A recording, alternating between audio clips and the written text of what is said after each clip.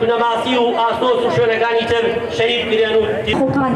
بە تایبەتی لە دژی ئەو زهنیەت و کەسایەتیە پیاوسالارانە تێدەکۆشە هەڵمەت وەک هاوکار و هاندەری هەواڵانی ژن ڕۆڵ دەگەڕێت لە بنیادنانی لە هەموو شوێنێک فراوان بکەین لە کۆتاییدا دەڵێن بۆ کوردستانی هێشتا داگیرکەران ئەوان هەڵمەت 25 ساڵ لە ناو ڕیزەکانی شۆڕشدا بوو لە هەموو ئاست و ناوچەکاندا تێکۆشانی کردووە سەرخستنی هەموو ئەرکێکی دەدایە پێش خۆی وەک دەزانرێت هەواڵ هەڵمەت ئەندامی کۆنسەی سەرۆکایەتی گشتی کەژەکە بوو بە هۆشمەندی و بەرپرسیارەتی مێژوویەوە ئەو ئەرکە و هەموو ئەرکەکانی بەڕێوە دەبرد هەموو کات و لە هەموو بارودۆخێکدا بووە هەواڵێکی نمونەیی و مۆری خۆی لە هەموو کارێک دەدا هەواڵ هەڵمەت خاوەن جوانترین هەڵوێستی جەنگاوەری بوو جەنگاوەرێک کە ئەرکە شۆڕشگەریەکانی بە شێوەیەکی سەرتاپاگیرانە لێک دەدایەوە و سەرتاپاگیرانەش بەڕێوەی دەبردن لە کەسایەتی خۆیدا ئاوێتە و بەرجەستەی کردبوو لەلایەکەوە وەک فەرماندە و بەڕێوەبەرێکی باش بەرپرسیارەتی خستبووە سەر شانی خۆی لەلایەکی تریشەوە وەک گەریلایەک باش شەڕی دەکرد هەروەها وەک ڕۆشنبیر وەک ئەکادیمێک بابەتی دەنووسی وانەی دەوتەوە هەروەها لە نێو کۆمەڵگەدا لە ئاستی پێشەنگایەتیدا ئەرکەکانی دەخستە ئەستۆی خۆی هەواڵ هەڵمەت هێڵی پەکەکە و کارە شۆڕژگەریەکانی پەکەکەی لە باشووری کوردستان بەپێی دەستۆزی بۆ شەهیدان و تێکۆشان بێ ڕاوەستان و سەرکەوتن لە پێش هەموو شتێکەوە دەبینی هەواڵ هەڵمەت بڕوای بە ئیرادەی شۆڕش و هێزی گەلی باشووری کوردستان بە ئایدیایەکی گەورە نوێ کردەوە و خستیە بواری جێبەجێکردنەوە بۆ ئەوەی ڕۆحی ڕاپەڕین سەر بخات و یەکێتی نەتەوەیی دیموکراتی گەلی کوردستان بەدی بێنێت بە داوا و پێداگریەکی گەورەوە کاری دەکرد کۆنسەی سەرۆکایەتی گشتی کەجەکە بە بۆنەی ساڵیادی شەهیدبوونی دیارغەریب ڕایگەیان لە یەکەمی ساڵیادی شەهیدبوونی هاوڕێ هەڵمەتدا کوردستان لە هەموو کات زیاتر پێویستی بە پێشەنگی شۆڕژگەری وەکو هەڵمەت و زین و قاسم هەیە لە یەکەمی ساڵیادی شەهیدبوونی دیارغەریب ئەندامی کۆنسەکەمان جارێکی دیکە یادی ئەو پێشەنگەی پارتەکەمان دەکەینەوە بە ڕێز و حورمەتەوە خۆمان لە بەرامبەر هەموو شەهیدانی ئازادی و دەچەمێنینەوە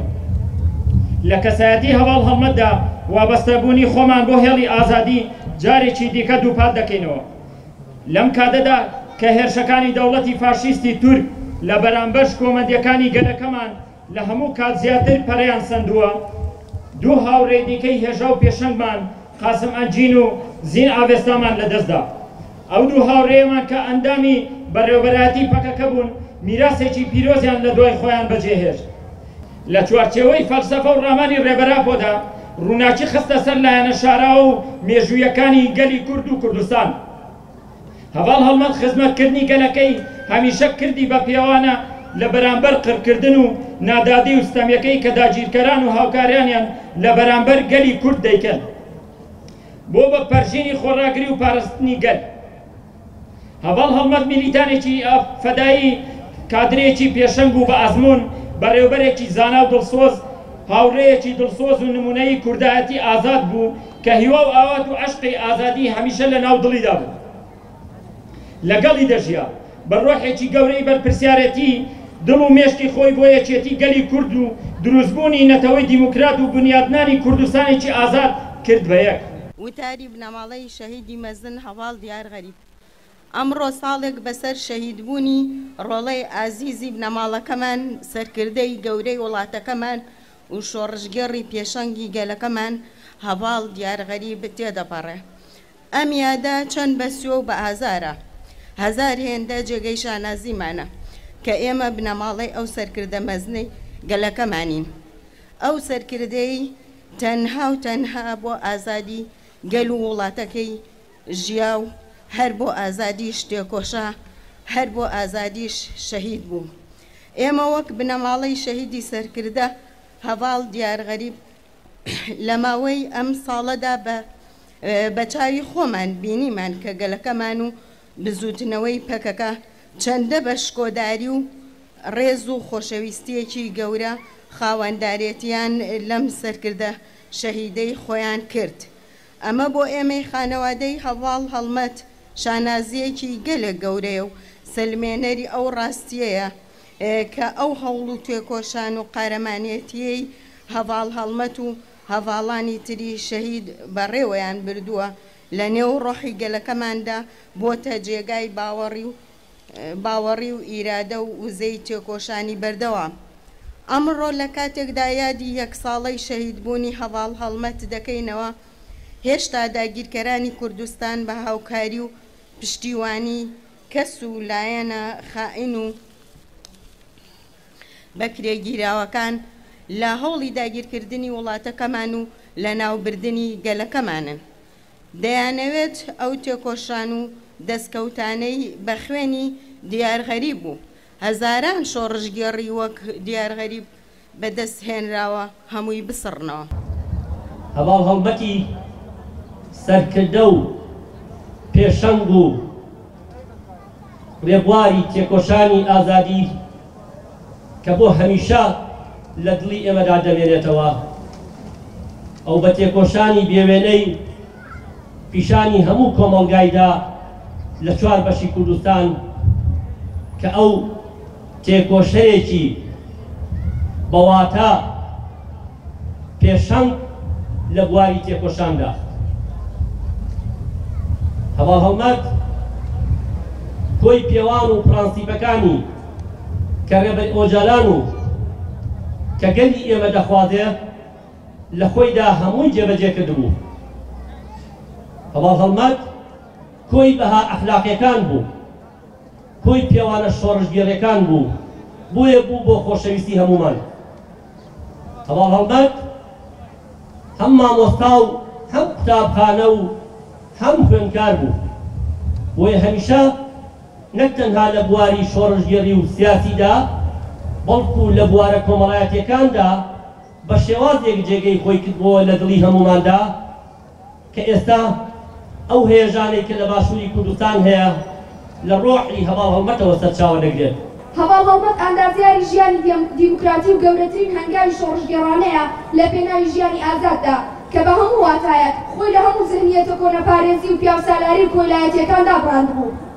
ئەمانە هەموو هۆکارن بۆ ئەوەی هەستیاری لە بەرامبەر هەموو ئێش و ئازارەکانی گەل هەبێت و هەمیشە هەستیار بوو لە بەرامبەر هێرشە داگیرکاریەکانی دەوڵەتانی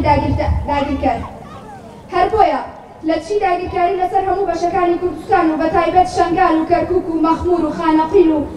هەرێمی برادۆست و هەموو باشووری کوردستان ڕاوەستایەوە.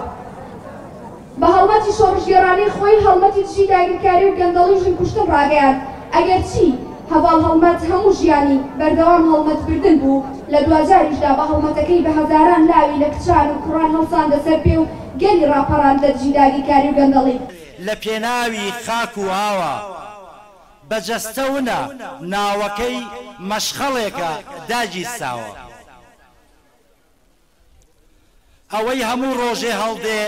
لەگەڵ کازیوەی بربەیان خۆر ئاوا دەبێت و دەڕوا ئەم هەرماوە لە ئاسمان.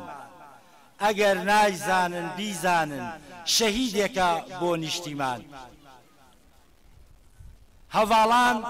هەڤاڵ هەڵمەتیان ڕۆی هەزاران هەڵمەت بەڕێوەن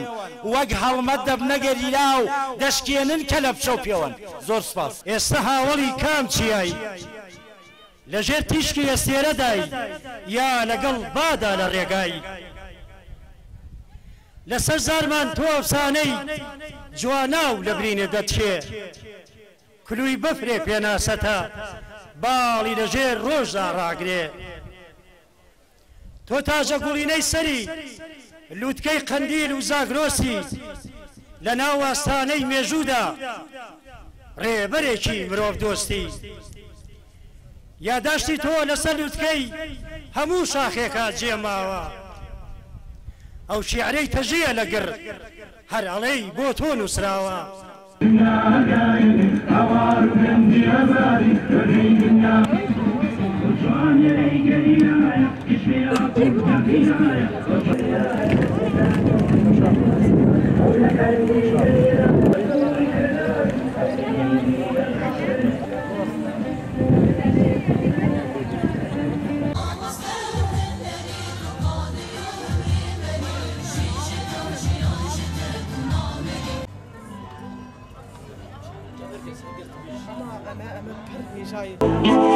بهزينا بري مرده